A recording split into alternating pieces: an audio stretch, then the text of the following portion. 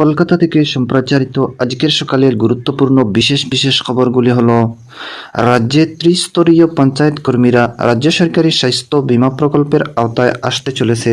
চা সুন্দরী প্রকল্পে প্রাপকদের জমির পাট্টা এবং বাড়ি তৈরির জন্য 1,20,000 টাকা দেওয়ার প্রস্তাবে ছাড়পত্র দিয়েছে মন্ত্রিসভা। 491টি নতুন পদ সৃষ্টিরও অনুমোদন মিলেছে।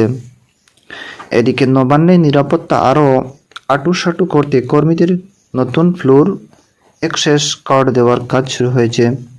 রাজ্য পুলিশের ভারপ্রাপ্ত মহানির্দেশক নিযুক্ত হয়েছেন রাজীব কুমার। মনোজ মালব্যকে 3 বছরের জন্য রাজ্য পুলিশের উপদেষ্টা করা হয়েছে। গঙ্গাসাগর মেলার প্রস্তুতি নিয়ে কাল নবান্নে উচ্চ পর্যায়ের বৈঠক করেছেন মুখ্যমন্ত্রী। 3রা জানুয়ারি তিনি সাগরে যাচ্ছেন। এদিকে কলকাতায় আরও 4 জন করোনা আক্রান্তের খোঁজ মিলেছে। এবারে শুনেন বিস্তারিত খবর। দীর্ঘদিনের দাবি মেনে রাজ্যের ত্রিস্তরীয় পঞ্চায়েত কর্মীদের রাজ্য সরকারি স্বাস্থ্য বীমা প্রকল্পের আওতায় আনা হচ্ছে। নবান্নে কাল মুখ্যমন্ত্রী মমতা ব্যানার্জির নেতৃত্বে মন্ত্রিসভার বৈঠকে এই সিদ্ধান্ত গৃহীত হয়। এর ফলে রাজ্যের 30,000-এর বেশি পঞ্চায়েত কর্মী ক্যাশলেস বীমার সুযোগ পাবেন। এছাড়া পঞ্চায়েতের ইঞ্জিনিয়ারদের পদোন্নতি ও বদলি সংক্রান্ত নতুন নীতিতেও কাল অনুমোদন দিয়েছে মন্ত্রিসভা। বৈঠকের পর রাজ্যের জলসম্পদ উন্নয়ন মন্ত্রী মানস ভূঁইয়া জানান, এতদিন জেলা পরিষদের সুপারিনটেন্ডেন্ট ইঞ্জিনিয়ার, এক্সিকিউটিভ ইঞ্জিনিয়ার এবং অধস্তন ইঞ্জিনিয়ারদের পদোন্নতি বা বদলির সুযোগ ছিল না। এবার সেই নীতির পরিবর্তন করা হচ্ছে। নিয়মিত তাদের কাজের মূল্যায়ন করা হবে। এদিকে শ্রী বঞ্জা বলেন, মুখ্যমন্ত্রী সম্প্রতি বিধানসভা চা শ্রমিকদের আবাসন প্রকল্প চা সুন্দরী নিয়মে বদল আনার কথা ঘোষণা করেছিলেন। এই সিদ্ধান্তে কাল সিলমোহর দিয়েছে মন্ত্রিসভা। এদিকে এর ফলে চা সুন্দরী প্রকল্পে এবার থেকে আর রাজ্য সরকার বাড়ি তৈরি করে দেবে না, তার বদলে প্রাপকদের জমি পাট্টা দেওয়া হবে। সেই সঙ্গে তাদের বাড়ি তৈরির জন্য ধাপে ধাপে দেওয়া হবে 1,20,000 টাকা। এদিকে 491টি নতুন পদ সৃষ্টির অনুমোদন দিয়েছে রাজ্য মন্ত্রিসভা। ভূমি দপ্তরে জেলা স্তরে ডেটা এন্ট্রি অপারেটরের প্রয়োজন ছিল, তাই মুখ্যমন্ত্রীর নির্দেশে 427টি ডিইও পদ তৈরি করা হবে।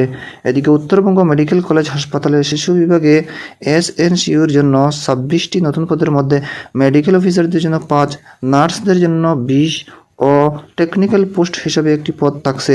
এছাড়াও এই হাসপাতালে ক্রিটিক্যাল কেয়ার ইউনিটের জন্য অতিরিক্ত 40টি শয্যার অনুমোদন দিয়েছে মন্ত্রিসভা। স্বাস্থ্য দপ্তরে নতুন 29 জন হোমিওপ্যাথি মেডিকেল অফিসার নিয়োগের সিদ্ধান্তে ছাড়পত্র মিলেছে। এদিকে কলকাতা পৌর নিগমের জন্য 90 জন নতুন ডোম নিয়োগেরও সিদ্ধান্ত নেওয়া হয়েছে। রাজ্য সচিবালয়ে নবান্নের নিরাপত্তা মজবুত করতে কর্মীদের নতুন ফ্লোর অ্যাক্সেস কার্ড দেওয়ার কাজ শুরু হলো। নবান্নের সব কর্মীকে এই কার্ড ধাপে ধাপে দেওয়া হবে। এতেই পূর্ব নির্ধারিত থাকবে কোনো ব্যক্তি কোনো তলা পর্যন্ত যেতে পারবেন।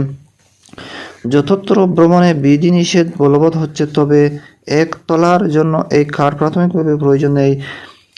একতলার উপরে উঠতে চাইলে তখন এই কার্ডের প্রয়োজন পড়বে। কিছু আধিকারিকের প্রতিটি তলেই যাতায়াতের প্রয়োজন হয়, তাদের দেওয়া হবে all floor access card. Nabanna সূত্রে খবর, আগামী 1 জানুয়ারি থেকে এই নয়া সুরক্ষা ব্যবস্থা চালু করতে চলেছে রাজ্য সরকার। চিপযুক্ত বিশেষ প্রযুক্তির কার্ডগুলিতে ঠিক করা থাকবে কার্ডের ব্যবহারকারীর যাত্রাপথ, কে কত তলা পর্যন্ত যেতে পারবেন সেই সংক্রান্ত তথ্য দেওয়া থাকবে কার্ডগুলিতে। এদিকে পাশাপাশি এই সুরক্ষা ব্যবস্থাটি সম্পূর্ণ রূপ দিতে নবান্নের প্রতিটি করিডোরে 2টি করে সিকিউরিটি গেটও বসানোর কাজ শুরু হয়েছে। প্রতিটি গেটের গায়ে বসানো থাকবে কার্ড সোয়াপিং মেশিন। সেখানে সংশ্লিষ্ট ব্যক্তির নির্দিষ্ট কার্ড সোয়ানোর পরে তবে খুলবে গেট, এরপরে তিনি প্রবেশ করতে পারবেন। এদিকে তথ্য প্রযুক্তি ও ইলেকট্রনিক্স দপ্তরের প্রধান সচিব আইপিএস অফিসার রাজীব কুমার রাজ্য পুলিশের ভারপ্রাপ্ত মহানির্দেশক নিযুক্ত হয়েছেন। এই পদে কাল অবসর নিয়েছেন মনোজ মালব্য। এক সরকারি বিবৃতিতে জানানো হয়েছে, পরবর্তী নির্দেশ না আসা পর্যন্ত ডিজির দায়িত্ব সামলাবেন রাজীব কুমার। নতুন ডিজি হিসেবে 3 জনের নামের তালিকা কেন্দ্রের কাছে পাঠিয়েছে রাজ্য সরকার।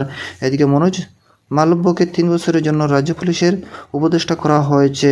সারদা কেলেঙ্কারি তদন্তে রাজ্য সরকার গঠিত বিশেষ দল সিট এর প্রধান হিসেবে রাজীব কুমারের ভূমিকা নিয়ে প্রশ্ন উঠেছিল। তৃণমূল কংগ্রেসের বর্তমান মুখপাত্র ও রাজ্য সাধারণ সম্পাদক কুণাল ঘোষকে গ্রেফতার করেছিলেন তিনি। পরবর্তী সময়ে রাজীব কুমারের বিরুদ্ধে তদন্তে নামে সিবিআই। তার বাড়িতে কেন্দ্রীয় সংস্থার আধিকারিকদের যাওয়ার প্রতিবাদে ধর্মতলায় ধর্নায় বসেছিলেন মুখ্যমন্ত্রী। এদিকে রাজীব কুমারের ডিজি হওয়াকে কটাক্ষ করেছেন কুণাল। এদিকে এমফিল করতে আগ্রহী ছাত্রছাত্রীদের সতর্ক করে নিয়ে বিশ্ববিদ্যালয় মঞ্জুরি কমিশন বলেছে, এই ডিগ্রি আর স্বীকৃতি নয়। 2023-24 শিক্ষাবর্ষ থেকে এম.ফিল পাঠ্যক্রম ভর্তি বন্ধ করা হয়েছে। তারপরে ওই কোর্সে কিছু বিশ্ববিদ্যালয়ের ছাত্রছাত্রী ভর্তি করেছে বলে তাদের বছরে আসায় ইউজিসি বিজ্ঞপ্তি জারি করে এ ব্যাপারে সতর্ক করল।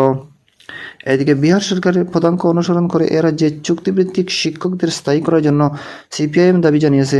দলের কেন্দ্রীয় কমিটির সদস্য সুজন চক্রবর্তী বলেছেন, বিহার সরকারের কাছ থেকে পশ্চিমবঙ্গের মুখ্যমন্ত্রী শেখা উচিত। এদিকে একই দাবি জানিয়েছে মাধ্যমিক শিক্ষক ও শিক্ষা কর্মী সমিতিও।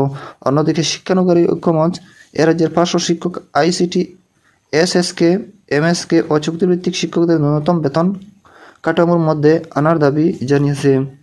এদিকে সিপিআইএম ও তৃণমূল কংগ্রেস একই মুদ্রার দুটি পিঠ বলে রাজ্যের বিরোধী দলনেতা শুভেন্দু অধিকারী মন্তব্য করেছেন। দক্ষিণ ২৪ পরগনার বারুইপুরে বিজেপি যুব মোর্চা আয়োজিত এক সভায় তিনি বলেছেন, যুব মোর্চার রাজ্য সভাপতি ডাক্তার ইন্দ্রানীল খান সহ দলীয় নেতৃবৃন্দ সভায় উপস্থিত ছিলেন। এদিকে গঙ্গাসাগর মেলার প্রস্তুতি সরজমিনে ঘুরে দেখতে মুখ্যমন্ত্রী মমতা ব্যানার্জি আগামী ৩রা জানুয়ারি সাগরে যাচ্ছেন। কাল নবান্ন সভাঘরে মেলার যাবতীয় বন্দোবস্ত খতিয়ে দেখতে সংশ্লিষ্ট বিভিন্ন দপ্তরের মন্ত্রী, সচিব, নৌ ও স্থলসেনা, তটরক্ষী বাহিনী এবং স্বেচ্ছাসেবী সংস্থার প্রতিনিধিদের সঙ্গে মুখ্যমন্ত্রী বৈঠকে বসেন। তিনি জানান, নিরাপত্তার ক্ষেত্রে কোনো রকম আপোষ করা যাবে না। বিভিন্ন জায়গায় থাকবে ৫০০ সিসি ক্যামেরায় নজরদারি। ভিড় সামাল দিতে পূর্ব রেলকে আরও বেশ ট্রেন চালানোর আবেদন করা হয়েছে। যাত্রী পরিষেবায় থাকতে ২৫০টি সরকারি বাস, ৩২টি বুশেল ও ১০০টি লঞ্চ। ৯ থেকে ১৭ জানুয়ারি পর্যন্ত মেলার আসা তীর্থযাত্রার জন্য ৫ লক্ষ টাকার দুর্ঘটনার বিমার ব্যবস্থা থাকবে বলেও জানিয়েছে মুখ্যমন্ত্রী। তিনি বলেন, মুড়িগঙ্গায় বুশেল পারাপারের সময় ইন্টারনেট বা ফোনের সিগন্যালের সমস্যা হলেও ইসরোর সাহায্য নিয়ে আলাদা ট্র্যাকিং ব্যবস্থাকে কাজে লাগানো হবে। এদিকে মুখ্যমন্ত্রী মমতা ব্যানার্জি আজ উত্তর ২৪ পরগনার দেবগঙ্গায় যাচ্ছেন। চাকলায় নিবরূপে সজ্জিত লোকনাথ মন্দিরের উদ্বোধন করে পুজো দেবেন তিনি। তৃণমূল কংগ্রেসের এক কর্মী সভাতেও তার যোগ দেওয়ার কথা। মন্ত্রী জ্যোতিপ্রিয় মল্লিকের অনুপস্থিতিতে জেলায় দলের সাংগঠনিক কাজকর্ম তৃণমূল নেত্রী খতিয়ে দেখবেন বলে মনে করা হচ্ছে। এদিকে কলকাতায় আরও ৪ জন করোনা আক্রান্তের খোঁজ মিলেছে।